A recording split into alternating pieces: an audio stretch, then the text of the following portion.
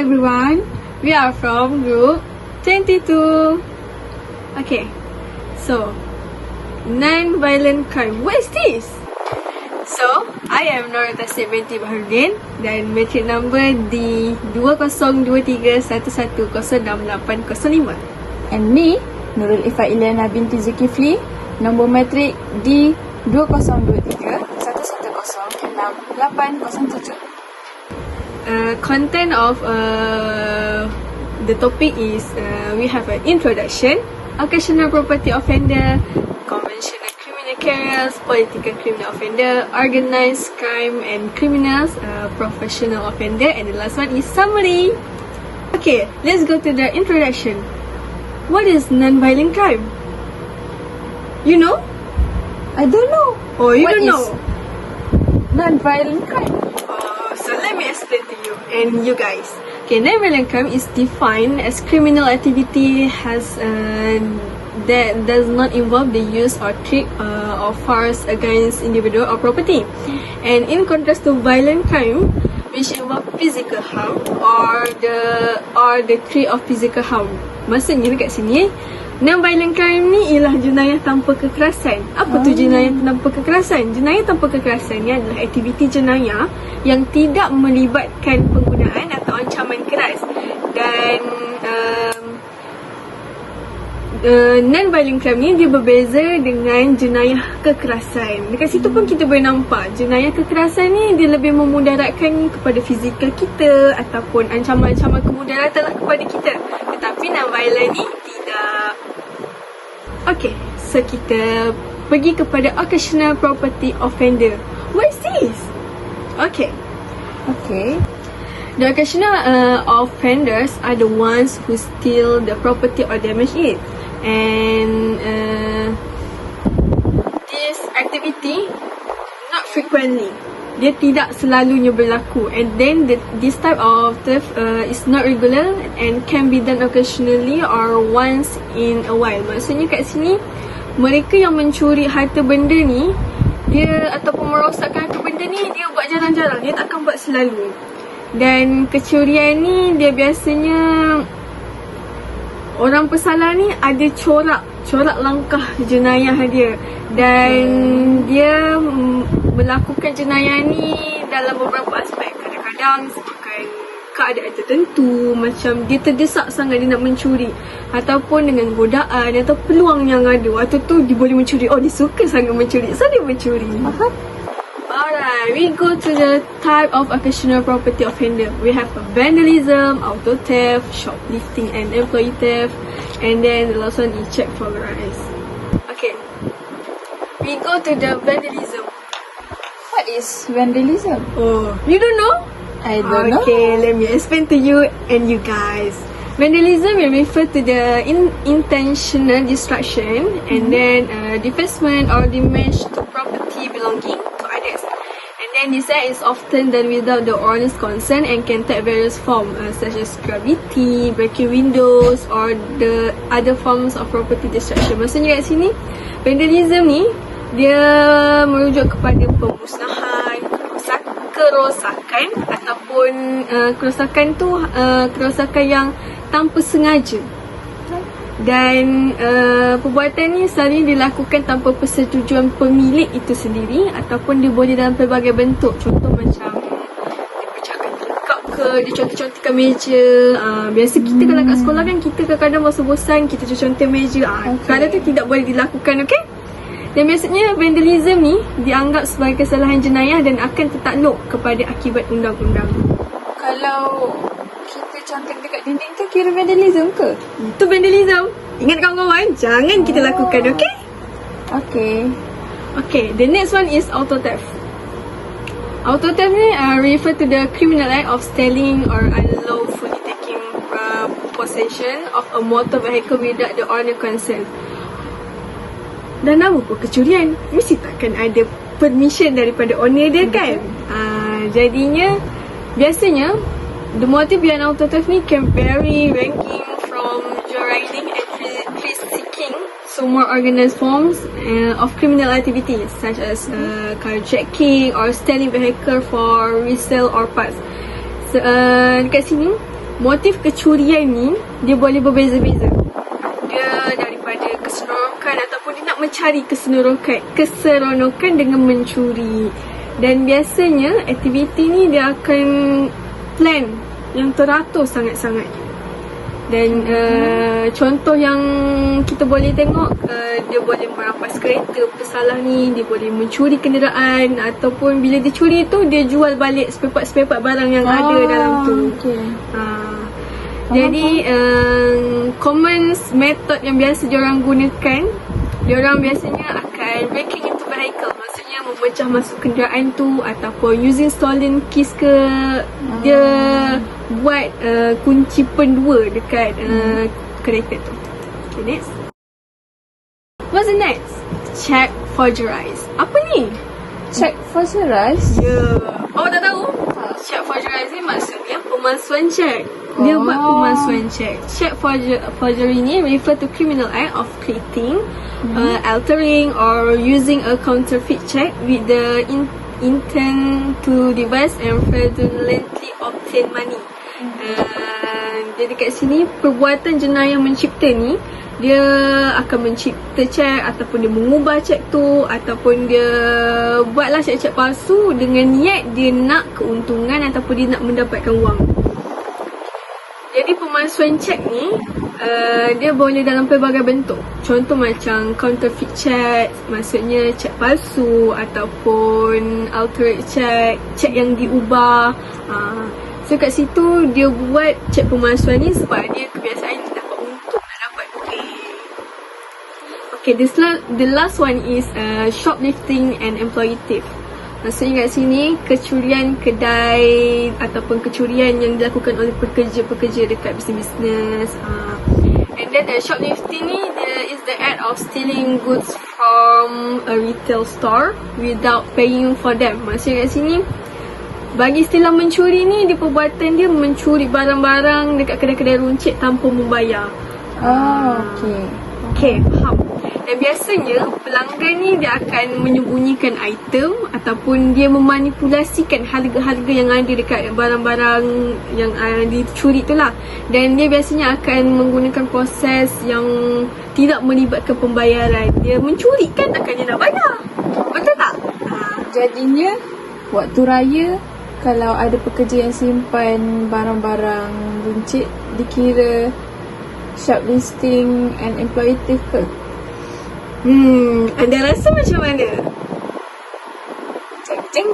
Okay, so what is exploitative? Maksudnya kecurian yang dilakukan oleh pekerja.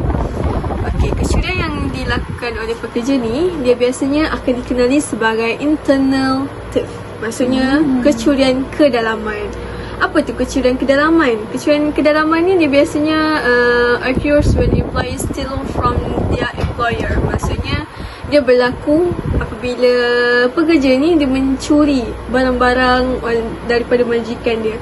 Contohnya dia melibatkan taking money, pengambilan wang ataupun barang-barang niaga ataupun harta syarikat tanpa kebenaran employer dia.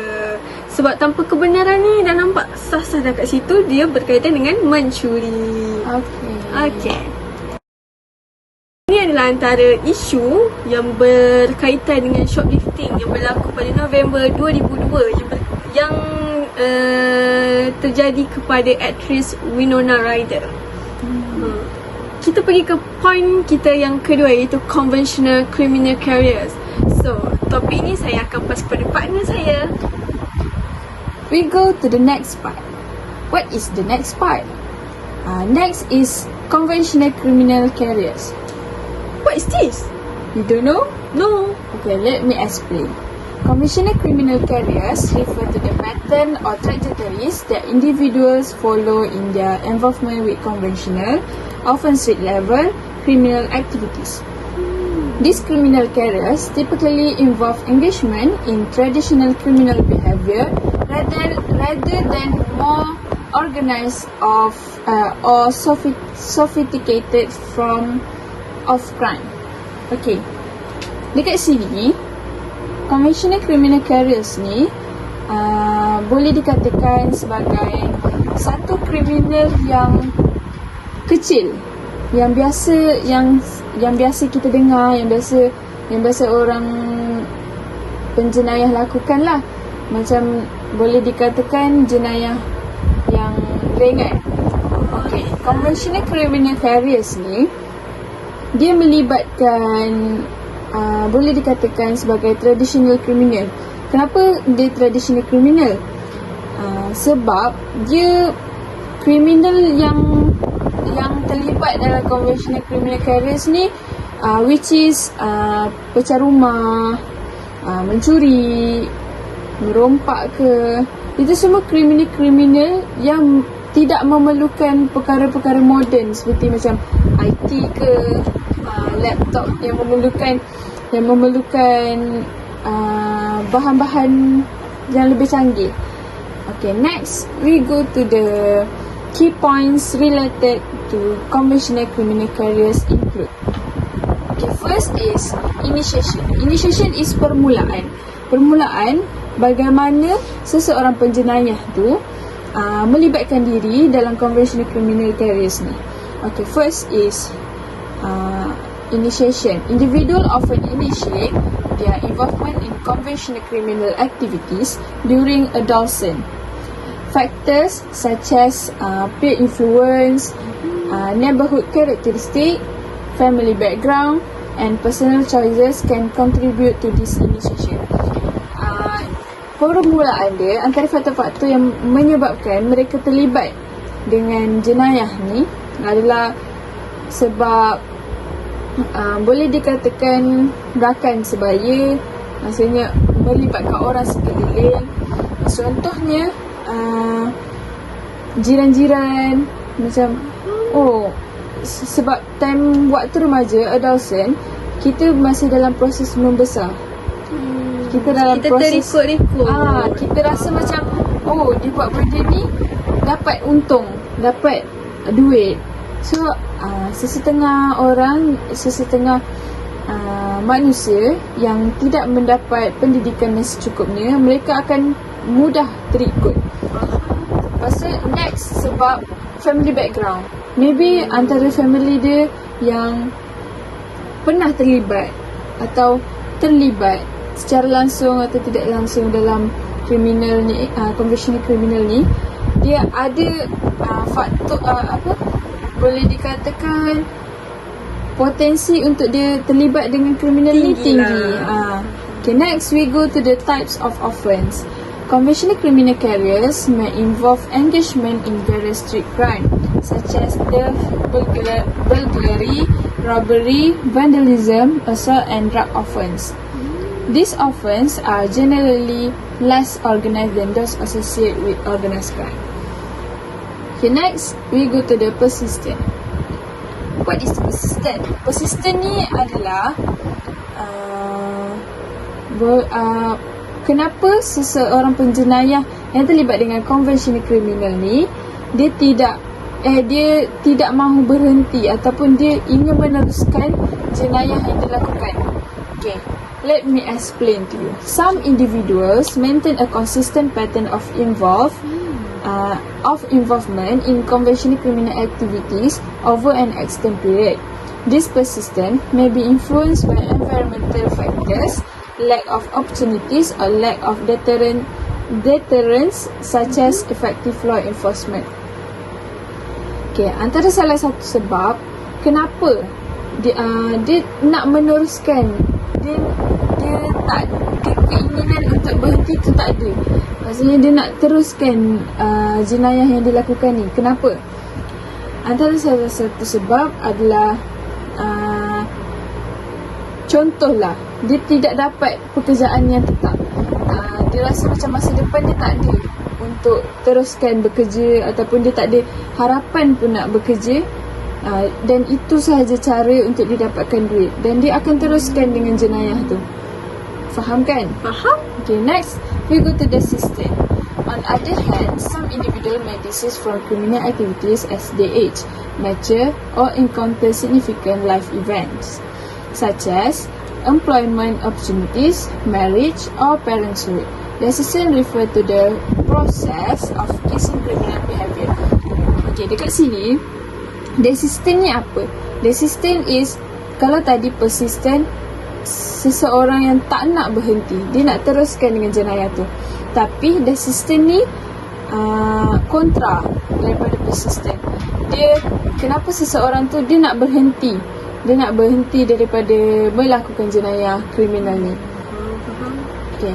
Salah satu sebab dia adalah macam tadi, dia rasa dia tak ada masa depan. Sekarang ni dia dah jumpa seseorang tu, dia dah jumpa pekerjaan yang tetap untuk dia, dan dia dah fikir dia tak patut teruskan dengan jenayah ni. Next adalah, salah satu sebab adalah sebab marriage. Dia dah berkahwin. Orang yang dah berkahwin, dia akan berfikir untuk family dia. Takkan dia nak bagi duit yang Haram. dari sumber yang tidak, dari sumber yang tidak bagus kan. That's why dia berhenti untuk melakukan conventional criminal ni. Okay. Parenthood pun dikategorikan antara punca-punca sebab kenapa diorang nak berhenti. Sebab jiwa keibubapaan terhadap seseorang tu semestinya ada pada setiap orang. Okay. Next, we go to the social and economic factors. Conventional criminal careers are often influenced by socio-economic factors, including poverty, lack of educational opportunities, and limited access to legitimate employment.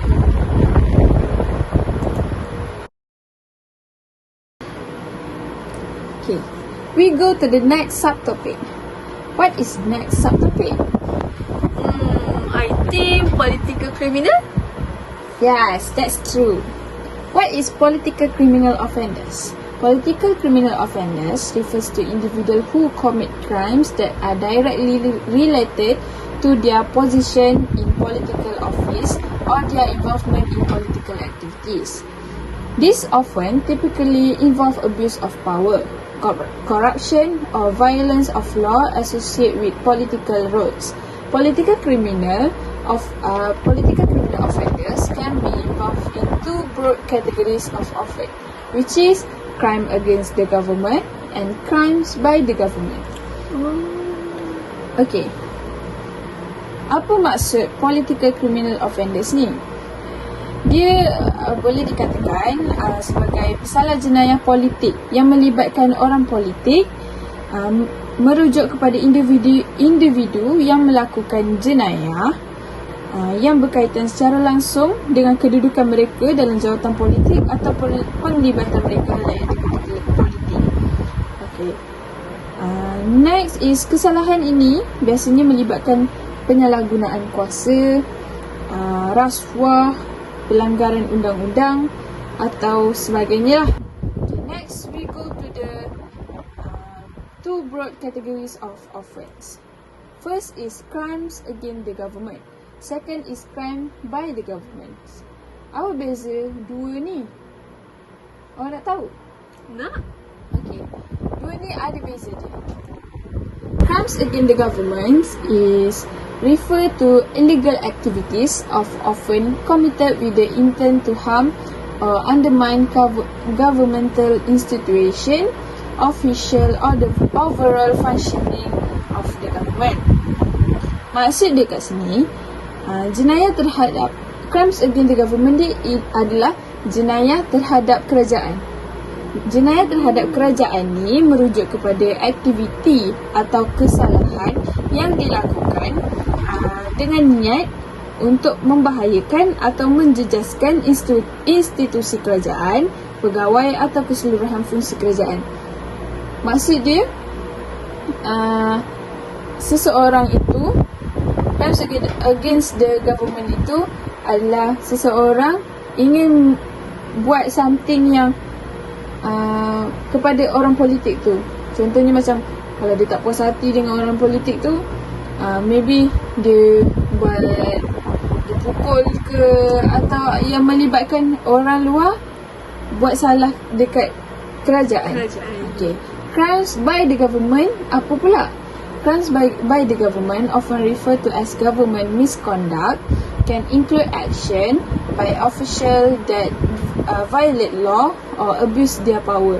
Example, may range from corruption and bribery to human right abuse. Okay, dekat sini crimes by the government ni, kalau tadi crimes against the government ni jenayah terhadap kerajaan, tapi crimes by the government jenayah yang dilakukan oleh kerajaan. Oh, faham. Dia itu merupakan beza antara dua. Okay. Crimes by the government ni dia sering dirujuk sebagai salah laku kerajaan yang jenayah yang dilakukan oleh kerajaan. Boleh termasuk tindakan oleh pegawai melanggar undang-undang atau menyalahgunakan kuasa mereka.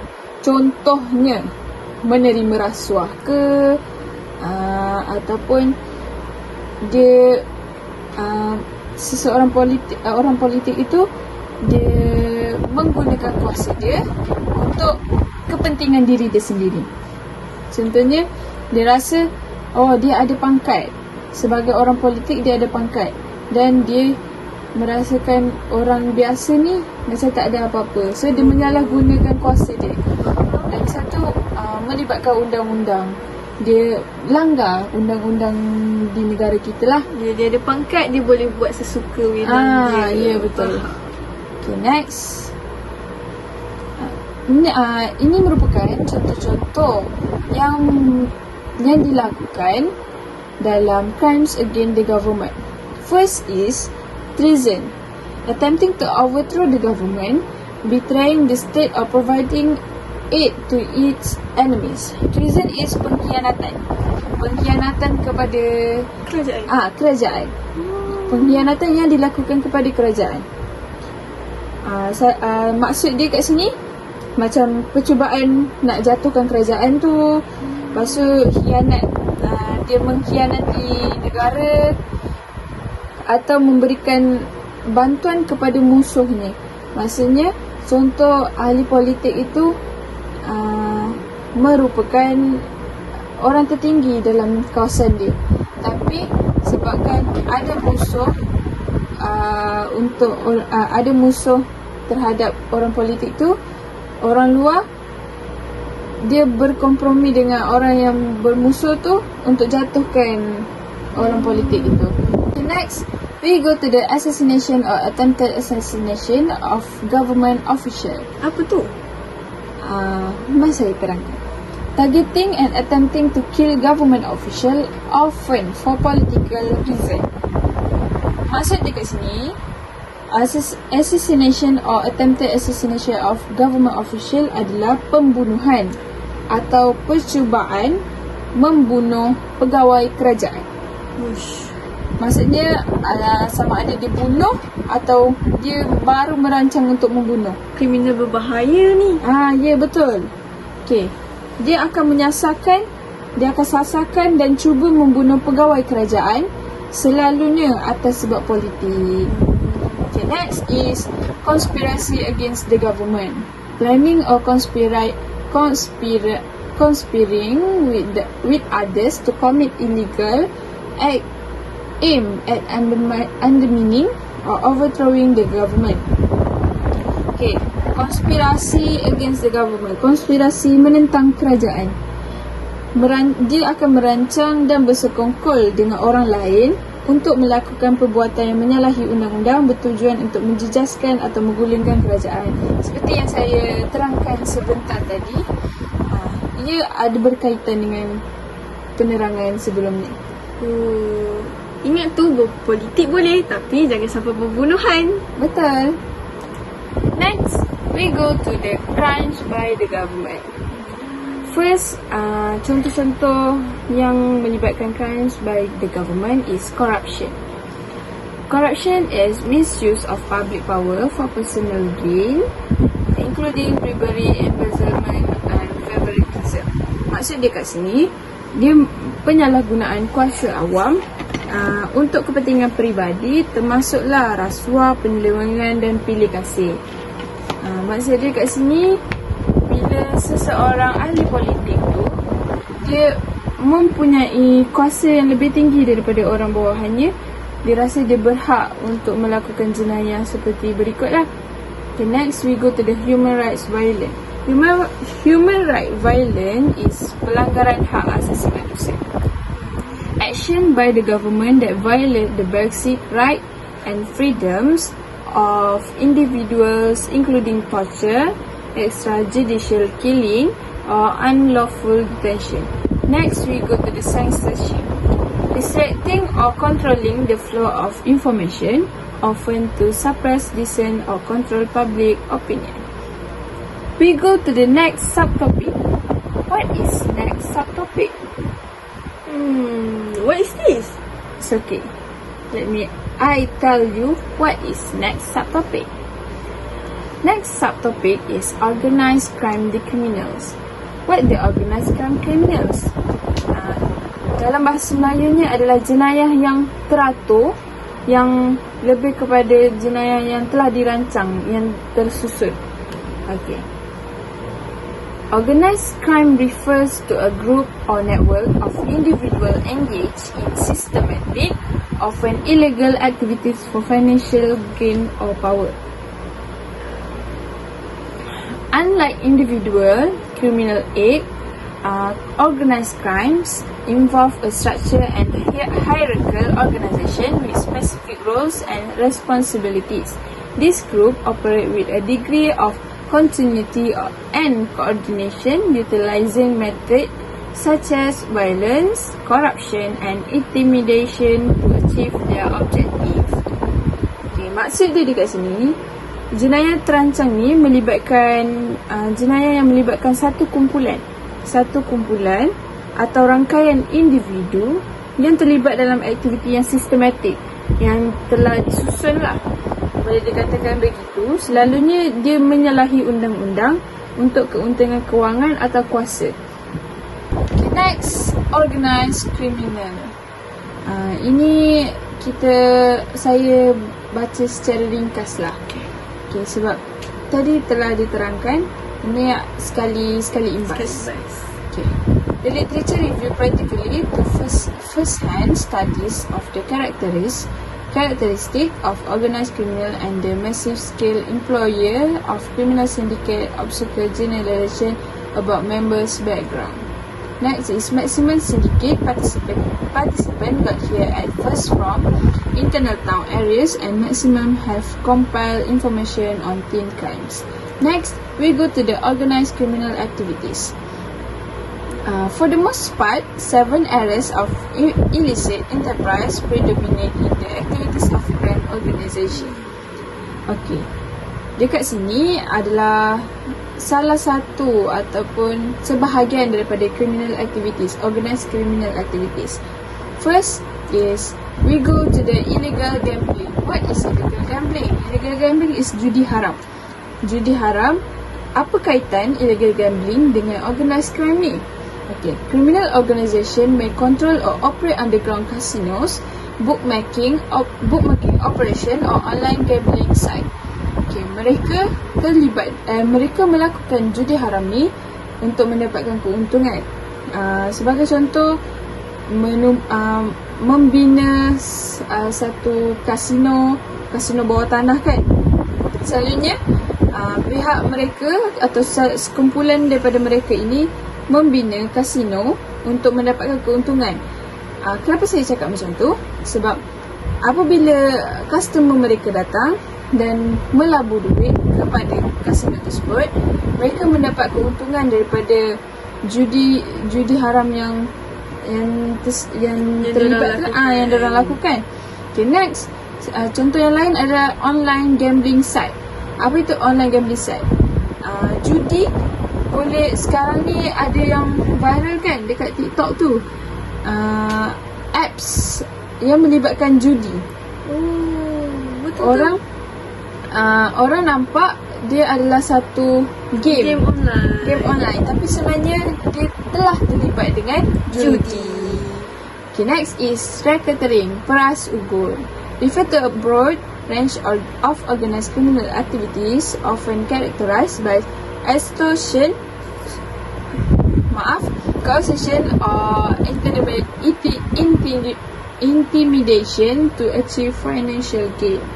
Okay, kat sini apa kaitan dia dengan organized crime? mereka membuat peras ugut untuk mereka dapat keuntungan lah, untuk mereka dapat apa yang mereka mahukan. Contohnya, saya bagi contoh, jika mereka rasa mereka memerlukan sesuatu tempat perniagaan yang mereka rasa boleh mendatangkan keuntungan kepada mereka kat tempat tu, dia akan peras ugut orang yang ada dekat situ. Okay, next we go to the illegal drugs, is dadah haram. Criminal organisation may control various stages of the drug trade, from cultivation or manufacturing to distribution. Apa kaitan dadah haram ni? Apa dia? Okay, dadah haram ni selalunya organised crime ni, dia kebanyakan daripada mereka tidak mengambil dadah haram sebab mereka tahu efek dadah ni macam mana. Tapi mereka mengeluarkan dadah atau menjadi membuat pengeluaran dadah atau membuat dadah atau menjual dadah kepada orang yang mahukan dadah. Kalau kita panggil sebagai token. Yes, token. Boleh katakan itu bahasa pasar orang lah. Bahasa pasar. Faham? Okay. Next we go to the usury. Usury is riba. Riba? Yes, riba. Criminal organisation engage in usury to exploit individuals in need of financial assistance. Okay, riba ni macam mana? Macam mana tu riba ni? Okay, riba ni adalah organised. Kenapa dia terlibat? Kenapa dia ada kaitan dengan organised crime ni? Dia adalah organisasi jenayah terlibat dalam riba untuk mengeksploitasi individu yang memerlukan bantuan kewangan. Next, we go to the illicit sex. Okay. Illicit sex ni, criminal organisation may exploit individuals for proceed through sex-related enterprise. Illicit sex ni diorang melakukan dengan kontrol orang. Maksudnya, tahu GRO? Oh, tahu. Maaf kami menggunakan bahasa kasar atau bahasa pasar. GRO itu adalah salah satu contoh di mana pihak organised crime ni dia menggunakan orang untuk mereka dapat duit. Mereka kira menjual orang atau memperdagangkan orang untuk melakukan seks, dan keuntungan tu dia yang ambil. Sebab mereka tidak memikirkan pasal orang lain, tentang orang lain. Mereka hanya memikirkan apa yang terbaik, kepentingan dia lah. Kepentingan diri mereka. Okay, next we go to the reselling stolen or hijacked goods. Criminal organisation may organize or participate in the fencing of stolen merchandise. And finally, the infiltration of legitimate business. This can involve taking over business or establishing front companies to conceal the illicit origin of funds. Okay, that's all from me. I will pass to the next presenter. Okay, we meet again. Alright, the last subtopic lah Okay. Semua dah penat kan? What is the last subtopic kita? Iaitu professional offender. Kalau bahasa Melayunya kita panggil sebagai pesalah yang profesional, penjenayah yang profesional. Okay, professional offenders ni dia develop the maximum sizable crook carrier. Maksudnya dia bangunkan kejaya penjahat dia dan nama pun profesional. Then dia have a higher social reputation among criminals and the best capability. Maksudnya kat sini dia mempunyai reputasi sosial dia yang tertinggi di kalangan penjenayah dan dia keupayaan dia sangat-sangatlah terbaik. Itu buat kata kepada Roe Greenberg 1983 lah. Dan professional offender ni dia distinguish themselves by sharp crook skill, and then consider that they practice particularly problematic set of technique in committing their crimes. Additionally, they experience excessive fame and admiration within the world of crime. Jadi kat sini penjenayah profesional ni dia membezakan diri dia dengan penjenayah yang biasa dah disebabkan kemahiran dia yang terlalu sangat-sangat wow lah orang kata. Dan juga dia mengamalkan set-set teknik yang sangat-sangat profesional dan biasanya mereka akan dikagumi, diagung-agungkan oleh penjenayah yang biasa-biasa ni lah. Dan professional criminal ni proportion vast consensus approximately values, attitude and belief with other professional criminals. Their lives revolve around criminal organization. Profesional penjenayah ni, penjenayah profesional ni, dia mempunyai konsensus dalam mengenai nilai, sikap dan kepercayaan dengan penjenayah profesional yang lain. Dan mereka ni biasanya berinteraksi dengan jenayah-jenayah untuk mencari lagi dan punya skill-skill, mencukil lagi bakat dia. Okay, next. Okay. Dah nama pun profesional, mesti dia ada skill. Okay. Contohlah. Okay. Penjenayah yang pertama iaitu professional pickpocket ataupun dikenali sebagai penyeluk saku. Okay, mesti dia ada skill. Dia biasanya penyeluk saku ni dia akan berlaku dekat airport, restaurant, amusement park ataupun dekat regions frequented by way of traveler. Maksudnya dekat tempat-tempat yang pelancong selalu pergi. Dan kebiasaannya mereka bekerja dalam mobs ataupun dipanggil sebagai kumpulan. Okay. Sebagai kumpulan. Dalam biasanya kumpulan tu dia akan ada antara 3 atau 4 ataupun boleh lebih kepada 10 orang dan setiap ahli ada dia punya part-part dia. Dan juga mereka ni akan mencari mangsa, akan mak mangsa tu daripada personality mangsa tu. Bila dia tengok mangsa tu pakai baju cantik, mesti dia kaya. Dia tengok cara jalan sebab dia orang dah ada skill tu. Dan yang kedua, mungkin penjenayah daripada professional shoplifter. Maksudnya penjenayah yang merompok-rompok kedai ni. Jadi dia biasanya professional shoplifter ni dia steal product for resale rather than for private use. Maksudnya dia akan guna untuk dia jual balik, bukan dia guna. Kalau dia guna balik barang tu, maksudnya orang akan mak dia lah. Dia tak bijak lah kat situ. Faham. Dan biasanya profesional ni dia ada teknik-teknik yang mahir lah. Sebab dia profesional, mesti dia ada teknik yang mahir. Kalau dia tak mahir, dia akan ditangkap di polis. Okay, contoh jenayah yang lain. Professional criminal run confidence game. Maksudnya apa run confidence game ni? Dia membuat keyakinan, game keyakinan. Contoh macam saudari kita tadi cakap pasal game online. Biasanya dapat idea. Biasanya diorang akan buat macam perjudian online. Bila kita masuk perjudian online, kita rasa macam yakin boleh menang dekat part ni. Tiba-tiba kita kalah. Okay, dia akan yakinkan kita, tak apa, buat untuk next step. Kita pun buatlah next step sekali, kita punya duit pun habis. Okay, maybe the last is telephone scam. Apa telephone scam tu? Scammer. Biasa kita dengar scammer ni. Senang kata scammer lah. Ya, scammer. Tipu-tipu tu. Ya, yang selalu tipu-tipu. Dan kebiasaan scammer ni akan dia orang akan mak kepada orang-orang tua lah. Sebab orang tua ni selalu percaya dengan semua benda. Okay, the next is status. Dia profesional. Mesti dia ada status dia. Status maksud dia? Maksud macam ni, bila profesional, dia ada skill. Dia boleh menunjukkan diri, wah, dia bangga. Dia profesional. Dan penjenayah yang bukan profesional, dia akan pandai dengan wah, kagumnya. Dia pandai mencuri, dia pandai buat online game yang memanfaatkan dia. So status dia dipandang tinggi oleh penjenayah yang biasa ni. And then the next is criminal association. Apa tu? I know criminal association. You know? Apa tu?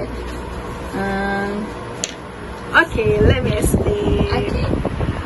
Criminal Association ni adalah persatuan jenayah.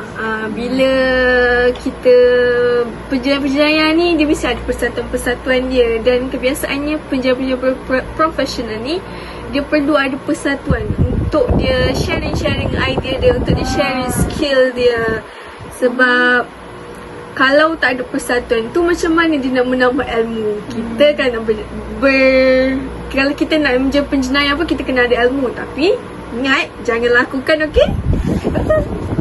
Okay. The next is organisation ataupun organisasi. Setiap jenayah akan ada organisasi masing-masing. Sebab apa? Sebab cara diorang bekerja tu lain-lain. Diorang bekerja dalam kelompok-kelompok diorang. Sebab sebagai contoh, penyeluk saku dia ni bekerja dalam stable organisation ataupun boleh dikatakan sebagai organisasi yang stable. Sebab dia kena cari dia punya victim. Dia kena buat cara macam ni. Kalau merompak atau mencuri kenderaan pula, dia kena buat macam ni. Okay. The next is, alright, kita dah panjang lebar. Kita dah panjang lebar dah mengenai apa itu profesional, apa itu kriminal.